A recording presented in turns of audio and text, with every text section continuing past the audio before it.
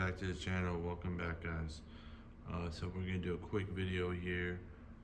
Dame Dash speaking on a couple of things I wanted to chime in on. Um, he's talking. The title of the video is Dame Dash on how the system works, and I mean he does provide some insights and some good input on his opinion on how the system works. And I mean, there's some truth to what he says, but also, there's a lack of accountability and responsibility on his part as well. We're gonna let the video play, and I'm gonna chime in. People die. Beef is stupid. Us fighting each other is dumb. 100% agree. Beef is dumb. Fighting is dumb. While we fight at the bottom for scraps, or while we fight and try to point the finger at each other, the people at the top are laughing. We out here fighting over a chick, fighting over a car, fighting over whatever, man, whatever guys usually fight over, and killing each other over these stupid little things when there's so many other chicks out here. You can grind hard, get your own car. You can get your own things, material items, they're nothing, compared to another person's life, or, just, human life in general. But let's keep it going. Period. Stay the fuck away from all of that shit. What I learned is this is a program that they enjoy for entertainment. Sit back and watch. But you got to think about it. When laws are passed to be made for hundreds of years, not for 10 or 20.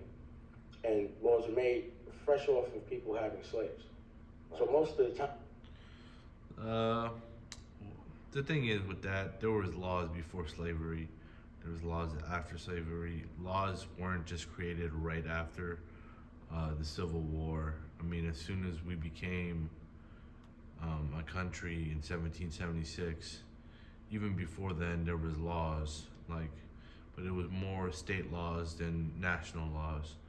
But there's been laws before then and after then.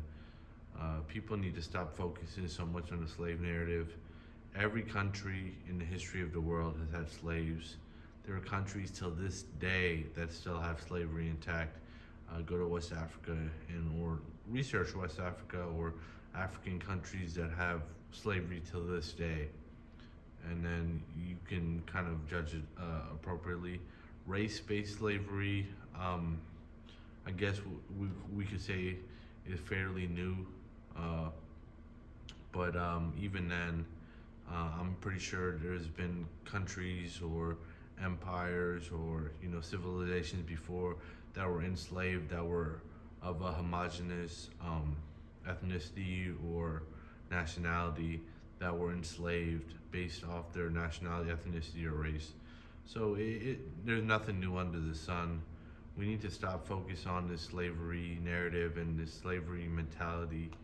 Of course, slavery was a horrible, horrible thing that happened, and but I don't think many effects are felt from it till this day. If you actually go look at Thomas Sowell's videos, Black people, African Americans, whatever so-called term you'd like to call them, we're actually doing pretty good before welfare and a lot of the socialist programs got put into place, where they would kick the man out of the home and replace it with the government. The most important thing in America in general is have an intact family union, have a father there, a supportive mother, kids who feel like they can depend on their father and mother, and having a strong family unit is the basis of any country. Any country. It all starts in the household and it trickles out from there. But let's continue.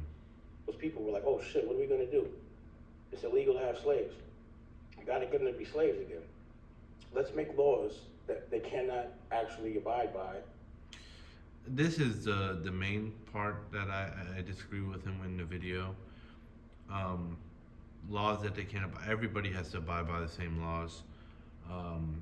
Whether they're enforced or kind of policed differently is a different matter, but we all abide by the same laws. If you're committing violent crimes, if you're committing murder, if you're robbing people, if you're, I mean, just doing these type of things, everybody can abide by that, and they should. Just to have a functioning civilization and society, you need to have laws that are harsh on especially violent crime. Certain victimless crimes like possession of weed or something like that, we are going in the right direction for that, as they are victimless crimes. But violent crimes should be abided by everybody. I completely disagree with that. That's also kind of putting up that victim mentality of it's not our fault. Let's not take accountability for our actions. And the thing is, especially with what he's speaking about, is while he's smoking a blunt, his name, bro. You were the head of Rockefeller Records. What kind of poison? You know what kind of poison Jay-Z and other artists were putting out to the masses at large, and even the black community. You know what kind of poison you guys were putting out? The Evils, Dead Presidents 2. I mean, what's called? Jay-Z specifically talks about murder in Dead Presidents 2, where he's saying murder. It takes time. Like to be able to kill someone, or to have the will or the resolve to be able to kill someone. And then he said, I ain't got nothing but time. So I mean, you had artists pushing out poison to the communities, and then you want to sit back and then point the blame at the system. When you were a part of the system, you were profiting off the system. So you need to take accountability for that, Dame. You need to say, I profited and I was part of the system, and that was wrong, and I shouldn't have done that. But you just want to point the finger at everyone else and talk about laws that you can't abide by. You were pushing people. Your artists were pushing poison and trying to confuse the youth, and pushing negativity and just negative things onto people, and just kind of influencing them in the wrong direction. And then now you want to point the direction. Now you want to point the finger at people who are making the laws. Yes, the prison industrial complex is corrupt. It's crooked. Especially in the 90s when you guys were coming out with that, when Jay-Z had Reasonable Doubt coming out and other albums. You guys were pushing criminality. Y'all were making it cool. Y'all glorifying it. And at the same time, you had the 3 strike laws, where people were getting much heavier sentences for crack than cocaine, and there were unfair laws perpetrated against, because mostly people I don't like to use the term black. I mean, racial designations in the U.S. are kind of not really something I like to abide by. I mean, you could be from Jamaica, you could be from Africa, you could be from so many different places and put under the same umbrella as black. The same thing with Asian. You could be from Korea, you could be from China, you could be from Japan, and they all lump them together as Asians.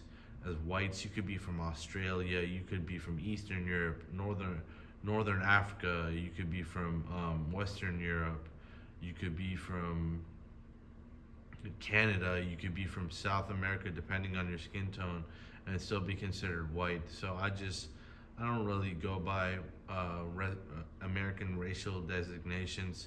I think they kind of overly simplify what people are. Like, if you go to a Korean man and say, hey, you're Asian, he's like, no, I'm Korean. They wouldn't disagree, but they say, no, you say, what are you? They'll say, I'm Korean.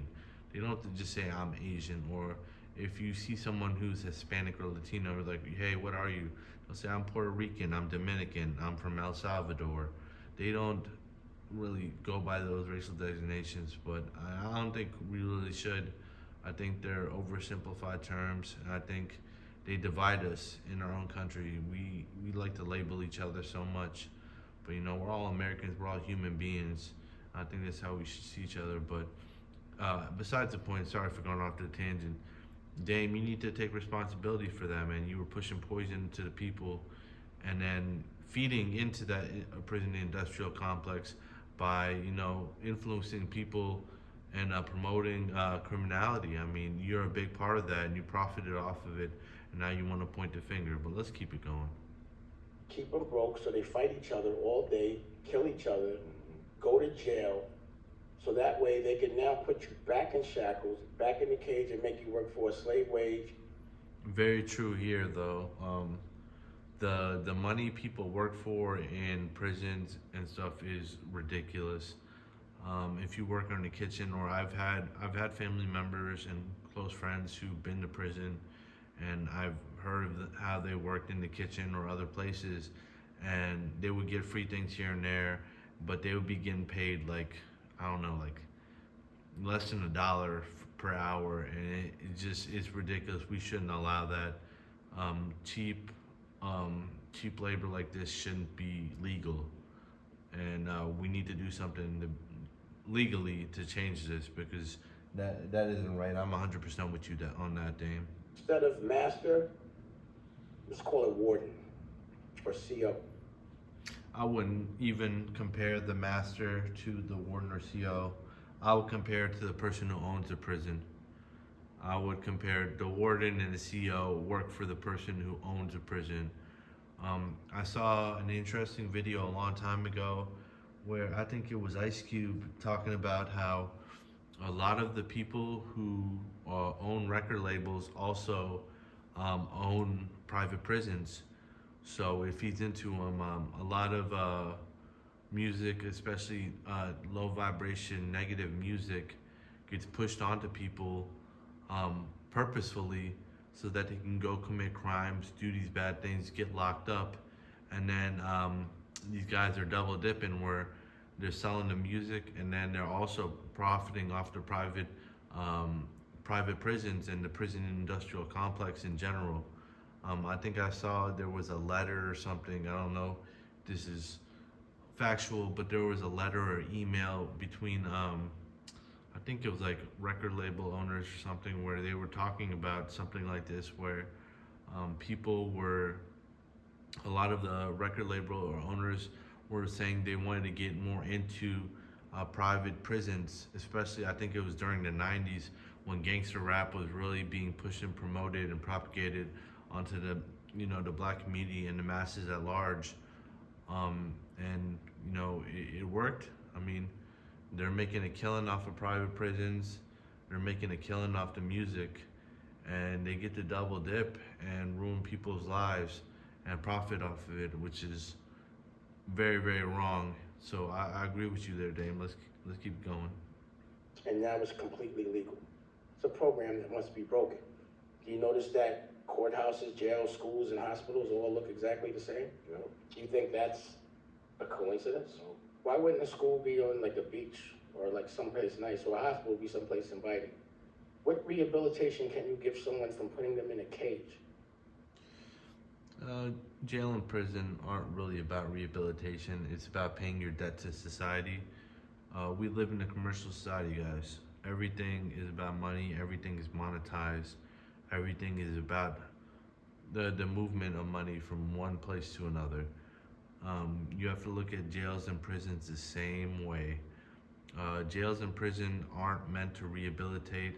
A lot of people who commit crimes often are repeat offenders or will become repeat offenders, and once you get into the system, you kind of it's very easy to go back.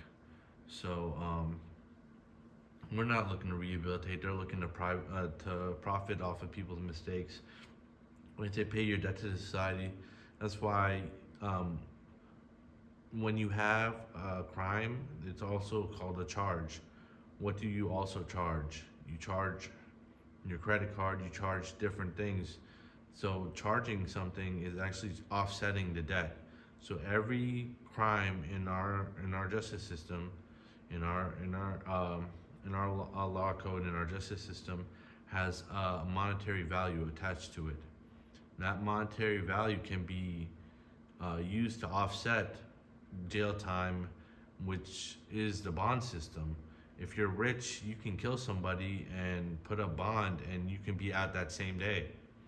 But if you're poor, you have to offset that debt by staying in jail and pretty much um, offsetting your debt in a different way by spending time. And that time, since you are in jail, the private prison is making money off the government, and they're all making money off of you by having you stay in that prison cell or that jail cell and using your time, possibly working in the prison or jail. But yeah, you have to offset that time, that charge with either your time or the value of you being in that prison or jail cell, or you can do it monetarily through money if you have the means. But it's all about the money. It always has been. We live in a commercial society. Everything is about money. So we have to realize that, and try to be the best people we can, and try to stay away from the prison industrial complex, and be smarter. Even a rat will see another rat get killed by a rat trap and go a different way. So we need to be better, just in general in society. And we do need to reform the prison industrial complex, but that's a long, hard, arduous task we need to do. So the best thing we can do is to, learn the laws and try to abide them to the best of our ability, and try to be better people. And through that, we can avoid having to deal with a system like this. It is avoidable. It's very easily avoidable. Treat them like a dog. I don't get it, but I do get it. You don't get it, but you do get it. So you understand. It's about money. It's about money. It's about control. It's about power. Don't expect my oppressor to give me anything, especially freedom. And the thing about freedom is it's cheap, but it's priceless at this. It's true. So he's dropping a couple gems here and there, but anyways, I kind of got through the meat of what I wanted to in this video. I appreciate y'all for watching. Just kind of wanted to get into this a little bit more of a serious subject, and I just want to hear your input, what you guys think. If you guys agree with my perspective, I always like to hear differing opinions, but please, if you're gonna disagree or add something, please have it be fact-based or have some insight, or something evidence-based to back up what you're saying, or at least be reason or logic-based behind what you're saying. I always like new information. I always like to be informed, so I appreciate that from y'all. Anyway, appreciate y'all for watching. Be blessed.